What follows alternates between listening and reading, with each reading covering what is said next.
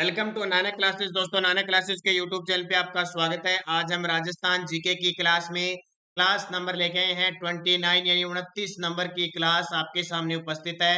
हमारे सवाल आपके जवाब की ये बेहतरीन क्लास जिसमें इतिहास, भूगोल, कला, संस्कृति और पॉलिटिकल का समन्वय आपको मिलता है। तो रोज शाम 8 बजे प्रतिदिन 50 क्वेश्चनों की ये क्लास आपको मिलती है, जो परीक्षा में सबसे ज्यादा रिपीट हुए क्वेश्चन उन क्वेश्चनों की। तो जल्दी से वीडियो को लाइक कर दो, शेयर कर दो। अगर आप चैनल पे नए हैं तो इसको सब्सक्राइब कर लो। तो शुरुआत करने जा रहे हैं। आशा करते हैं आप सब घर पे आनंद मंगल होंगे, अध्ययनरत होंगे और अपने परिवार के साथ कोरोना काल में लॉकडाउन का पालन करते हुए, सरकार का सहयोग करते हुए खुशी से घर पे अध्ययन करते होंगे। इसी के साथ सभी विद्यार्थियों को गुड इवनिंग। और शुरुआत पहले क्वेश्चन की। सिरोही क्षेत्र की पहाड़ियों को स्थानीय भाषा में क्या कहा जाता है? ठीक है, सिरोही क्षेत्र की पहाड़ियों को स्थानीय भाषा में क्या कहा जाता है? भाखर, घोराट, गिरवा या फिर सांगलिया, इस नाम से जाना जाता है। ये भौतिक प्रदेश जो राजस्थान के चारों हैं, अरावली, पश्चिमी राजस्थान, पूर्वी राजस्थान और दक्षिणी पूर्वी पठारी, यहाँ से जो शब्दावली है वहां से क्वेश्चन पूछा जाता है। तो सिरोही के आसपास कटी फटी पहाड़ियां, उनको क्या कहते हैं? भाकर कहते हैं। और बोराट क्षेत्र उदयपुर में है और गिरवा की पहाड़ियां भी किस क्षेत्र में है? उदयपुर में पाई जाती है। अरावली पर्वतमाला दक्षिण पश्चिम में राजस्थान के किस जिले से प्रारंभ होकर उत्तर पूर्व की ओर जाती है? अरावली पर्वतमाला दक्षिण पश्चिम में राजस्थान के किस जिले में सबसे पहले प्रवेश करती है और उत्तर पूर्व की ओर जाती है? जैसे ये हमारा राजस्थान है और यहाँ से इस साइड से अरावली पर्वतमाला प्रवेश करती है, आपको पता है। और इधर झुंझुनू से पार निकल जाती है हरियाणा और दिल्ली की रायसीना पहाड़ी तक। ये टोटल इसकी लंबाई 692 किलोमीटर है और राजस्थान में 550 किलोमीटर है। तो राजस्थान में भी सिरोही क्षेत्र में प्रवेश करती है। यहाँ से कहाँ से? सिरोही में प्रवेश करती है। याद रखना, पालनपुर गुजरात के खेड़ बर्मा से ये सही रूप से दिखाई देने लगती है। वैसे ये लक्षद्वीप जो लक्षद्वीप है, अरब सागर को इसके पिता कहा जाता है क्योंकि वहां से ये उद्गम होती है। विंध्यन कगार का विस्तार राजस्थान के किस भाग में है? वह है विंध्यन कगार भूमि का विस्तार राजस्थान के जिस भाग में है वह है पूर्वी में, उत्तरी में, दक्षिणी में या पश्चिमी में? विंध्यन कगार। और ये बहुत बार क्वेश्चन पूछा जा चुका है, पीटीआई, आरपीएससी कॉलेज लेक्चरर, इसके अलावा इससे पहले जो एग्जाम हुआ था कई एग्जामों में ये क्वेश्चन आ चुका है। तो सही जवाब विंध्यन कगार भूमि का जो विस्तार है वो पूर्वी क्षेत्र में है। ये आपका इधर है ना क्षेत्र, करौली, सवाईमाधोपुर, कोटार, इस क्षेत्र में इस विंध्यन कगार भूमि का विस्तार है। अरावली पर्वत श्रृंखला का सबसे ऊंचा पर्वत किस जिले में स्थित है? अरावली पर्वत श्रृंखला का सबसे ऊंचा पर्वत किस जिले में स्थित है? उदयपुर में, सिरोही में, डूंगरपुर में, झालावाड़ में? तो सीधा सा क्वेश्चन आपके लिए, सिरोही जिले में माउंट आबू में सबसे ऊंची पर्वत चोटी है राजस्थान की, जिसका नाम है गुरु शिखर। क्या नाम है? गुरु शिखर, जिसको कर्नल जेम्स टोड ने संतों का शिखर कहा। और इसकी जो ऊंचाई है वो 1722 मीटर है, कई जगह 1727 मीटर भी आती है। तो सिरोही के अंदर है। और राजस्थान की दूसरी ऊंची चोटी भी शेर, ये भी कहाँ पे? सिरोही में। तीसरी जरगा उदयपुर में है। छप्पन का मैदान इनमें से किन जिलों में स्थित है? छप्पन का मैदान डूंगरपुर, बांसवाड़ा, प्रतापगढ़, बांसवाड़ा, उदयपुर, राजसमंद, चित्तौड़गढ़, डूंगरपुर। देखते हैं कितने विद्यार्थी इस क्वेश्चन का सही जवाब दे पाते हैं। छप्पन का मैदान सबसे पहले कौन सी नदी बनाती है? तो आपको पता है माही नदी। और माही नदी, ये छप्पन का मैदान जब आ जाए तो प्रतापगढ़, बांसवाड़ा। वैसे डूंगरपुर, प्रतापगढ़, बांसवाड़ा तीनों ही जिलों में है, लेकिन जब ऑप्शन इस प्रकार के सामने आपके रख दिए जाएं तो उत्तर आएगा प्रतापगढ़ और बांसवाड़ा। इसका उत्तर करना है। पिछले 2-3 सालों में एग्जाम में आ चुका है, इसका उत्तर यही माना गया है, ये याद रखना। राजस्थान में अरावली पर्वत श्रृंखला के विस्तार की दिशा क्या है? राजस्थान में जो अरावली पर्वत श्रृंखला है उसके विस्तार की दिशा क्या है? उत्तर से दक्षिण, दक्षिण पूर्व से उत्तर पश्चिम, दक्षिण पश्चिम से उत्तर पूर्व या उत्तर पूर्व? आज थोड़े आसान क्वेश्चन लग रहे हैं ना आपको, कुछ एक क्वेश्चन आपको आज आसान लगेंगे क्योंकि इस प्रकार के क्वेश्चन जो विद्यार्थी बीएसटीसी, पीटेट, वनपाल इनकी तैयारी कर रहे हैं उनके लिए भी, जीरो लेवल के विद्यार्थी भी बहुत है, उनको भी अपने साथ में लेके चलना है। तो अरावली पर्वत श्रृंखला का विस्तार कहाँ से दक्षिण पश्चिम से लेकर उत्तर पूर्व तक है? दक्षिण पश्चिम से लेकर उत्तर पूर्व तक इस प्रकार है। और इधर से ये चौड़ी है, ये बीच में पतली है, और यहाँ यानी एकदम बिल्कुल पतली है जो अजमेर जिला आता है, यहाँ उदयपुर आता है, और यहाँ से सिरोही से प्रवेश करते हैं और लास्ट खेतड़ी, झुंझुनू तक। ब्रज नगर के नाम से जाना जाता है ओसिया, झालरापाटन, रामदेवरा या भीनमाल? ब्रज नगर के नाम से जाना जाता है, ओसिया को कहते हैं, तो जोधपुर में है झालरापाटन झालावाड़ को, रामदेवरा जैसलमेर को, या भीनमाल जालौर को। तो याद रखना ब्रिजनगर जो कहा जाता है वो कहा जाता है झालरापाटन झालावाड़ को। किसको कहा जाता है? झालरापाटन झालावाड़ को। श्रीपंत किसको कहा जाता है? चाकसू जयपुर को, बयाना भरतपुर को, पुष्कर अजमेर को, या बाड़मेर को। श्रीपंत किसको कहा जाता है? ये प्राचीन नाम इनके थे, अब वर्तमान के इनके नाम चेंज हो गए। तो श्रीपंत बयाना भरतपुर को कहा जाता था। उकेश या उपकेश पटन कहा जाता है नगरी को, जालौर को, ओशिया को, या आमेर को। केस या उपकेश पटन कहा जाता है। और ये मैंने बहुत बार आपको बताया था जब बिजोलिया किसान आंदोलन के बारे में बताया था, ऊपरमाल और वहां पे जो क्षेत्र है। तो ध्यान रखना ओशिया, जोधपुर के अंदर जो ओशिया है, जो प्रतिहार शैली में यहाँ जैन धर्म के जो मंदिर बने हुए हैं, ओशिया को क्या कहा जाता है? उपकेश पटन या उकेश के नाम से जाना जाता है। कैलाशपुरी किसका प्राचीन नाम है? नाथ द्वारा का, एकलिंग जी का, सांवलिया जी का, या उपरोक्त सभी। कैलाशपुरी किसका प्राचीन नाम है? नाथ द्वारा राजमंद, एकलिंगनाथ जी उदयपुर, या सांवलिया जी चित्तौड़गढ़। कैलाशपुरी कहा जाता है एकलिंग जी को। ध्यान रखना कैलाशपुरी, ये कैलाशपुरी स्थान है नागदा उदयपुर में। कहाँ पे है? नागदा उदयपुर में है। और यहाँ पे बप्पा रावल ने एकलिंगनाथ जी का मंदिर बनवाया था। उसके बाद में इस कैलाशपुरी को क्या कहने लगे? एकलिंग जी का, एकलिंग जी कहने लग गए। सुमेलित है, इनमें से कौन सा सुमेलित है? गोपालपाल क्रोली को कहते हैं, देवानगर नाकोड़ा को कहते हैं, सत्यपुर सांचौर को कहते हैं, या उपयुक्त सभी। कौन सा सत्य इसमें से? तो ये प्राचीन के नाम है। देखो क्रोली को पहले गोपालपाल कहते थे, नाकोड़ा बाड़मेर को पहले मेवानगर कहते थे, और सांचौर जालोर को पहले क्या कहते थे? सत्यपुर कहा जाता था। तो उपयुक्त सभी सत्य। तो आसान है ये भी क्वेश्चन। मरुस्थलीय प्रदेश की दो विशेषताएं बताइए। जो मरुस्थल का प्रदेश है हमारे लगभग 61.11% भाग पर पश्चिमी उत्तर पश्चिम मरुस्थल फैला हुआ है, उसकी विशेषता क्या है? विशाल रेत का फैलाव है, चट्टानी परिवक्त शिलाएं हैं, उच्च तापमान रहता है, वर्षा की कमी है, धूलभरी हवाएं चलती है, बालू टीले हैं, कम वायु दाब है, आर्द्रता की कमी है। इनमें से सही जवाब क्या हो जाएगा? ये मुझे कमेंट करके बताना है। बहुत इंपॉर्टेंट क्वेश्चन है आपके लिए। क्या जवाब इसका दे पाओगे आप? तो इसका सही जवाब हो गया विशाल रेत के फैलाव है और चट्टानी परिव्यक्त शिलाएं हैं। देखो उच्च तापमान रहता है लेकिन वर्षा की कमी तो है, लेकिन कुछ क्षेत्रों में नहीं है। धूल भरी हवाएं भी चलती है, बालू टीले भी हैं, कम वायु दाब है, और आर्द्रता की भी कमी है, लेकिन कई जगह नहीं है। लेकिन सही उत्तर एकदम क्लियर, कुछ विशाल रेत, यानी सिर्फ इसने मरुस्थल का पूछे स्पेशल। ठीक है, तो विशाल रेत का फैलाव है लेकिन चट्टानी पर्वत की शिलाएं भी है, जैसे जोधपुर के अंदर है, पोखरण के अंदर है, बाड़मेर के अंदर है, यहाँ पे चट्टानी मरुस्थल भी पाया जाता है। राजस्थान बांगर का कौन सा लघु प्रदेश आंतरिक जल प्रवाह का मैदान कहलाता है? राजस्थान बांगर, बांगर का मतलब क्या होता है? जब जल के द्वारा लाई गई मिट्टी पुरानी हो जाती है वो बांगर होती है, और खादर होती है नई मिट्टी। तो बांगर का कौन सा लघु प्रदेश आंतरिक जल प्रवाह का मैदान कहलाता है? नागौरी उच्चभूमि, मरुस्थली, सांबर बेसिन, या शेखावटी भूभाग। कौन सा क्षेत्र बांगर का लघु प्रदेश आंतरिक कहलाता है? तो शेखावटी भूभाग कहलाता है।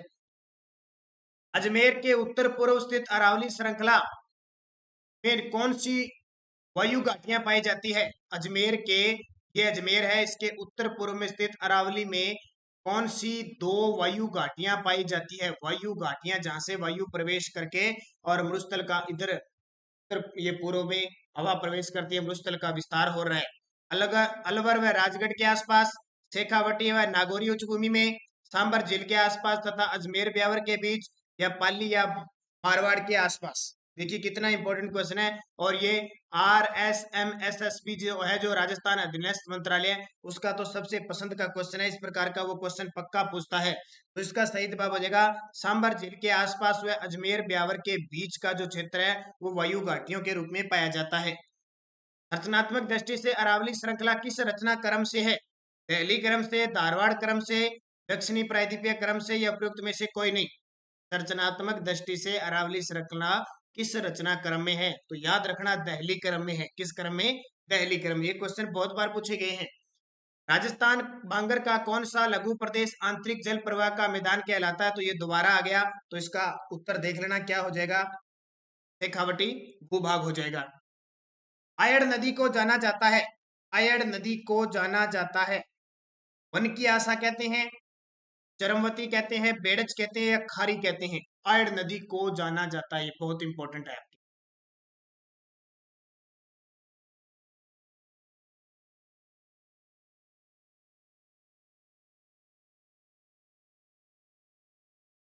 तो इसका उत्तर क्या हो जाएगा? आयड़ नदी को बेड़च नदी के नाम से जाना जाता है, क्योंकि सबसे पहले इसका नाम होता है जब ये उद्गम होता है इसका, तो ये आयड़ नदी के नाम से जानी जाती है। और फिर उदय सागर झील में गिरने के बाद इसका नाम क्या हो जाता है? बेड़च। और बेड़च नदी के किनारे आहड़ सभ्यता स्थित है। बेड़च, बनास और मेनाल का त्रिवेणी संगम कहाँ है? यानी एक बेड़च हो गई, एक बनास हो गई और एक मेनाल, तीनों का संगम जहां होता है जिसको कहते हैं त्रिवेणी संगम, तीन नदियों का संगम, वो कहाँ पे है? डूंगरपुर में, बिगोद भीलवाड़ा में, रामेश्वर में या सांचौर भीलवाड़ा में? तो बनास नदी पर दो तीन त्रिवेणी संगम मिलते हैं, वो सारे याद रखने, पेपर में कोई भी पूछा जा सकता है। तो याद रखना, बिगोद भीलवाड़ा के अंदर बनास, बेड़च और मेनाल नदी का संगम होता है। राजसमंद में दिवेर में किस नदी का उद्गम स्थल है? राजसमंद के दिवेर में किस नदी का, यानी दिवेर की पहाड़ी से किस नदी का उद्गम होता है? कोठारी नदी का, गंभीरी नदी का, खारी नदी का या निमाज नदी का? तो राजसमंद में दिवेर का युद्ध भी हुआ था अक्टूबर 1582 को, और दिवेर की पहाड़ी से कोठारी नदी निकलती है, कोठारी नदी, जिसमें भीलवाड़ा में मेजा बांध बना हुआ है। मेजा बांध का निर्माण कोठारी नदी पर कहाँ बनाया गया है? अभी आ गया ये। मेजा बांध का निर्माण कोठारी नदी पर कहाँ बनाया गया है? अजमेर में, भीलवाड़ा में, चित्तौड़गढ़ में या उदयपुर में? मेजा बांध का जो निर्माण किया गया है कोठारी नदी पर, मेज भीलवाड़ा में किया गया है। खारी नदी का उद्गम स्थल कौन सा है? राजसमंद में बिजराल गांव से, गोगुंदा की पहाड़ियों से, कुंभलगढ़ से या कोई नहीं? ध्यान रखना, एक खारी नदी एक बंगाल की खाड़ी वाली भी है, एक अरब सागर की खाड़ी वाली भी है और एक है आंतरिक प्रवाह की। कई खारी है, लेकिन ऑप्शन के आधार पर ही खारी मिट्टी का चयन किया जाता है। तो यहाँ पे इसने सिर्फ उद्गम पूछा है, तो खारी नदी का उद्गम राजसमंद में बिजराल गांव से होता है। और ये खारी नदी कौन सी है? जो बनास नदी में उद्गमित होती है। तो राजसमंद में बिजराल गांव से खारी नदी का उद्गम होता है। ये बनास की सहायक नदी है। किसकी? बनास नदी की सहायक नदी है। एक लूनी की सहायक नदी भी खारी है और एक आंतरिक प्रवाह की भी खारी है। तो तीन तीन नदियां हैं, वो ऑप्शन के आधार पर डिपेंड करता है कि वो क्या पूछ रहा है, ये याद रखना। अगला, लूनी नदी का पानी कहाँ से खारा हो जाता है? लूनी नदी का पानी 6 जिलों में बहती है ये। लूनी नदी का पानी कहाँ से खारा हो जाता है? बालोतरा, आना सागर, कच्छ या सभी क्षेत्र से? तो आपने सुना होगा बालोतरा, बाड़मेर में ये नदी मिट्ठी खारी नदी के नाम से जानी जाती है और वहां इसका पानी खारा हो जाता है बालोतरा से आगे। और बालोतरा शहर, जब लूनी नदी में नाग पहाड़ी में बारिश होती है तो बालोतरा शहर के डूबने का खतरा रहता है। ये भी क्वेश्चन बहुत बार आता है। लूनी नदी की सहायक नदी नहीं है? भीलड़ी, सुकड़ी, जवाई, सों? बहुत ही खास है। लूनी नदी की सहायक नदियां याद करनी है तो लगभग स्त्रीलिंग की जितनी भी नदियां आएगी वो सारी आएगी, जैसे लीलड़ी, सुकड़ी, जवाई, मीठड़ी, खारी, बांडी, ठीक है, जोजड़ी, ये सारी लूनी की सहायक नदी है। लेकिन सोम किसकी सहायक नदी है? सोम माही नदी की सहायक नदी है, जो बेणेश्वर धाम में के पास मिलती है। ध्यान रखना, पेपर में सहायक नदियों से पेपर में पक्का क्वेश्चन नदियों का आता है, तो सहायक नदियां अच्छे तरीके से याद करनी है। देवली टोंक नामक स्थान पर बनास में कौन सी नदी मिलती है? देवली टोंक नामक स्थान पर बनास में कौन सी नदी मिलती है? कोठारी, पार्वती, खारी या फिर मेनाल? कौन सी नदी देवली नामक स्थान पे मिलती है? तो खारी मिलती है। कौन सी मिलती है?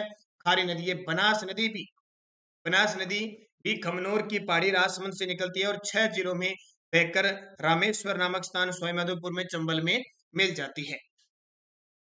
टूणी नदी का उद्गम स्थल है गोगुंदा का पठार, अमरोरू की धार, नक्की झील या नागपाड़? टूणी नदी का उद्गम कहाँ होता है? अब देखो नदियों से संबंधित कितने क्वेश्चन आ गए। तो अभी मैंने बताया था नागपाड़, अजमेर से लूनी नदी का उद्गम होता है और अजमेर में बहने के बाद ये नागौर, जोधपुर और इधर पाली और बाड़मेर, जालोर होती हुई यहाँ कहाँ चली जाती है? लूनी नदी कच्छ के रण में लुप्त हो जाती है। मानसी वाकल परियोजना किस जिले की जलापूर्ति योजना है? यानी मानसी वाकल परियोजना से किस जिले को जलापूर्ति होती है? बांसवाड़ा, डूंगरपुर, उदयपुर या धौलपुर? सही जवाब आपको देना है मानसी वाकल नदी। तो याद रखना उदयपुर को मानसी वाकल परियोजना से जलापूर्ति होती है। अमरोहू या अमरोरू की पहाड़ी धार से किस नदी का उद्गम होता है? अमरोरू या ये धार क्या है? धार जिला है। मध्य प्रदेश का धार जिला है, अब आपको पता लग ही गया। धार जिले से राजस्थान में प्रवाहित होने वाली किस नदी का उद्गम होता है? माही नदी, बेड़ज नदी या चंबल नदी या जाखम नदी? तो अमरोरू या अमरोहू की पहाड़ी से माही नदी का उद्गम होता है, राजस्थान के डूंगरपुर बांसवाड़ा में बहती है। और बेड़च नदी का आयड़ नदी मैंने आपको बता दिया। चंबल नदी ये भी जाना पावा की पहाड़ी मध्य प्रदेश से उद्गम होती है। और जाखम नदी प्रतापगढ़ से निकलती है, भंवर माता की पहाड़ी से। करौली कस्बे को भद्रावती नदी के पानी की डूब जाने हेतु बनाई गई परियोजना का नाम क्या है? करौली कस्बे को भद्रावती नदी के पानी की डूब से बचाने हेतु बनाई गई परियोजना का नाम क्या है? और आपने सुना होगा करौली में पांचना बांध बना हुआ है, अमेरिका के सहायता से मिट्टी से बना सबसे बड़ा बांध है और 5 नदियों के संगम पर है। भद्रावती है, अट्टा, मासी और ये 4-5 नदियां हैं। ठीक है, तो जब भद्रावती में क्या है कि बाढ़ आती है तो करौली क्षेत्र डूब जाता है, इसलिए एक परियोजना बना दी। उस परियोजना का नाम है चूली देह परियोजना। कौन सी? चूली देह परियोजना करौली में बनाई गई है। मोहनगढ़ व गडरा रोड नामक स्थान पर क्रमशः किन जिलों में स्थित है? मोहनगढ़ कहाँ पे है और गडरा रोड दोनों ही चर्चित है।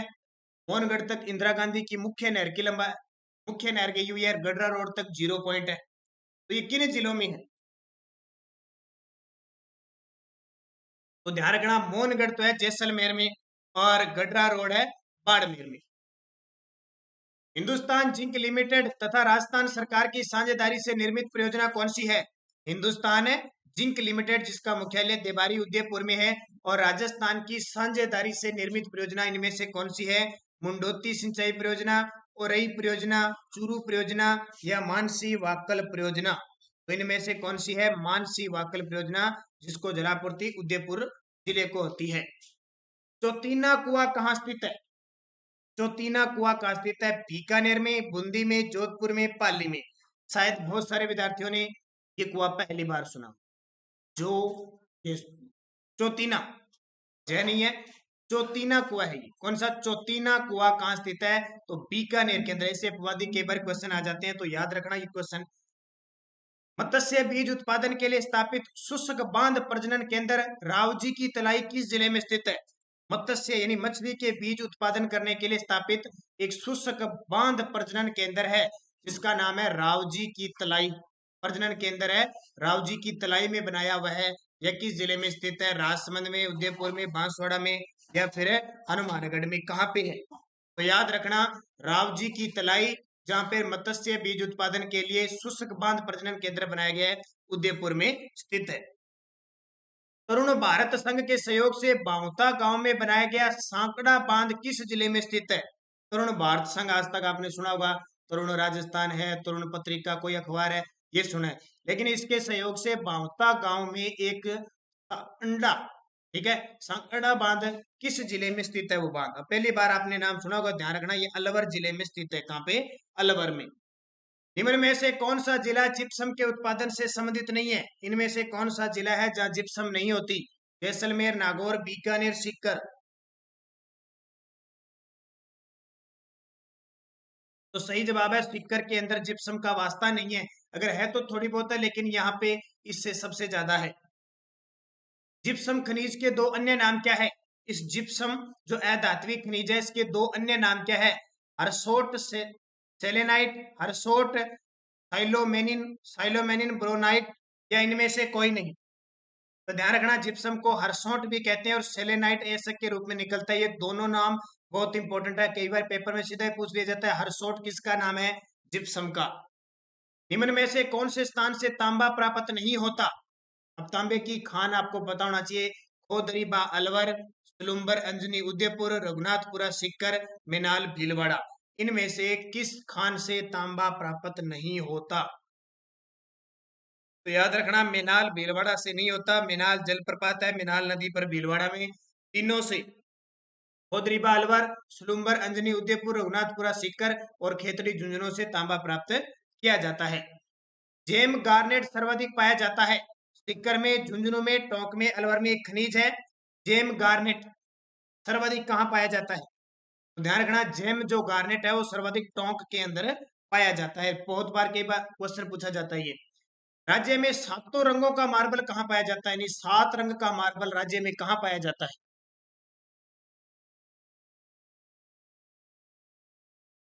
ध्यान रखना, खांदरा गांव पाली में पाया जाता है। 7 रंग का कहाँ पाया जाता है?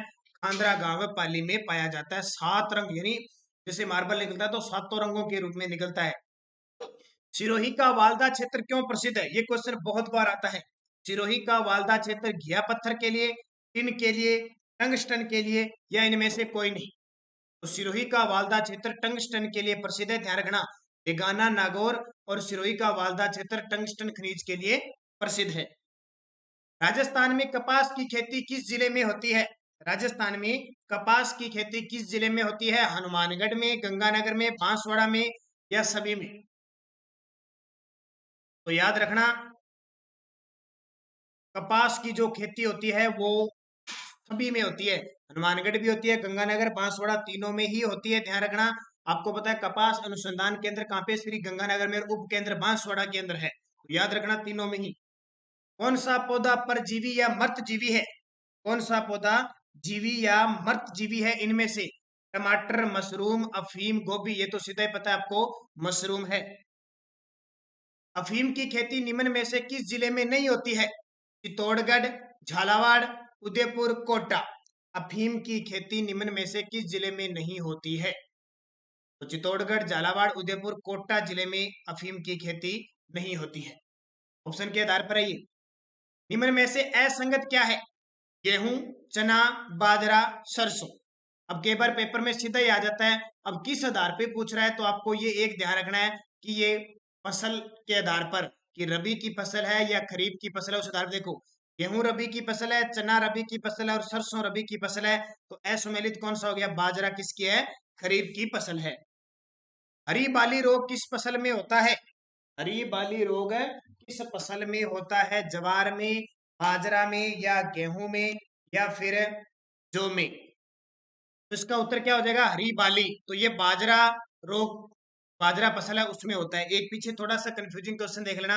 अफीम की खेती निम्न में से किस जिले में नहीं होती है? तो उदयपुर में नहीं होती है। अभी झालावाड़, टोंक, ये झालावाड़, कोटा और चित्तौड़गढ़ तीनों में होती है, उदयपुर में नहीं होती है। थोड़ा सा सही कर लेना इसको। इसके बाद है रेड रोट। रेड रोट बीमारी किस फसल की है? गन्ना की, गेहूं की, चावल की, मटर की। आज लगभग ज्योग्राफी से क्वेश्चन ज्यादा है। वो जो रेड रोट बीमारी हो जाती है, जिसको लाल सड़न रोग कहते हैं, वो गन्ने के अंदर होता है। गन्ना खाया आपने, देखा होगा अंदर लाल से कीड़े से होते हैं, तो वो रोग होता है, याद रख लेना। निम्न में से असंबद्ध उत्पाद को बाहर कीजिए। निम्न में से असंबद्ध उत्पाद को बाहर कीजिए। तिल, मूंगफली, अरंडी, सरसों। चारों में से क्या करोगे आप? तिल, मूंगफली, अरंडी, सरसों। सारी तिल है ना, लेकिन इनमें से एक रबी की है, बाकी खरीफ की है। देखो, तिल, मूंगफली और अरंडी तीनों खरीफ की फसल है, जबकि सरसों क्या है? रबी की फसल है, इसलिए अलग हो गया। गाय की सर्वश्रेष्ठ नस्ल कौन सी है? गाय की सर्वश्रेष्ठ, गिर, हरियाणवी, राठी या जर्सी? ये तो आपने सुना है, राठी गाय राजस्थान की कामधेनु कहलाती है और सबसे सर्वश्रेष्ठ नस्ल मानी जाती है। खुरपका मुंह पक्का रोग पशुओं में होता है। खुरपका मुंह पक्का का रोग पशुओं में होता है। और अभी ये देखिए क्वेश्चन, और आज सुबह 7 बजे की करंट अफेयर्स की क्लास में मैंने 3 आपको प्रजनन केंद्र दिए थे। तो इसका मतलब पशुओं से किसी भी प्रकार से क्वेश्चन आ सकता है, नस्ल से, क्षेत्र से और उनके प्रजनन केंद्र से। खुरपका मुंह पक्का रोग पशुओं में होता है, ये तो आपको लगभग होता है। ये जीवाणुओं से होता है कि विषाणुओं से होता है? प्रोटोजोआ से, किससे? तो विषाणुओं से होता है। विषाणु से मुंह, ये घरों में आ जाता है ना, पशु कहते हैं ना मुंह पक गया, खुर पक के, तो विषाणु से होता है। याद रखना इसको। खेरी नस्ल किसकी है? गाय की है, भेड़ की है, बकरी की है, भैंस की है? नाम सुना क्या आपने? खेरी। अब गाय, भेड़, बकरी, भैंस की बहुत सारी नस्ल सुनी है, तो खेरी नहीं सुना होगा। ध्यान रखना, भेड़ की नस्ल है ये खेरी। किसकी है? खेरी भेड़ की नस्ल है। राज्य में सर्वाधिक ऊन देने वाली भेड़ की नस्ल कौन सी है? राज्य में सर्वाधिक ऊन देने वाली भेड़ की नस्ल चोकला, जैसलमेरी, पुंगल या मगरा? कौन सी देती है राजस्थान में सर्वाधिक ऊन देने वाली? जैसलमेरी। और जैसलमेरी, ये जैसलमेर क्षेत्र में पाई जाती है, सर्वाधिक ऊन देती है। ये क्वेश्चन आपके 50 क्वेश्चन पूरे हो गए। आज हमने क्या बात की? एक तो कृषि के क्षेत्र में, एक जो पशुओं के क्षेत्र में, कल फिर पशुओं के क्षेत्र में कुछ बात करेंगे, खनिजों के क्षेत्र में, और नदियों, कस्बों और इन जो भावड़ी है उनके बारे में बात की और भौतिक प्रदेश के बारे में बात की। तो रोज 8 बजे आप उपस्थित रहें। रोज वीडियो 8 बजे चल जाता है। रोज 50 क्वेश्चन आपको मिलते हैं हमारे सवाल आपके जवाब के संदर्भ में। और सुबह 7 बजे की करंट अफेयर्स की क्लास आपको मिलती मिलती है। और अब 9 बजे की कुछ दिनों के लिए आपको क्लास बंद कर दी गई है। एक बार 9 बजे की क्लास आपको नहीं मिलेगी, कुछ दिन बाद थोड़ा स्वास्थ्य अच्छा हो जाएगा उसके बाद में मिलने लगेगी। एक बार सुबह 7 बजे करंट अफेयर्स की क्लास और ये 8 बजे क्लास आपको मिलती रहेगी। तो दोस्तों वीडियो को लाइक करना, शेयर करना, अगर आप चैनल पे नए हैं तो इसको सब्सक्राइब कर लेना। धन्यवाद। जय हिंद, जय भारत।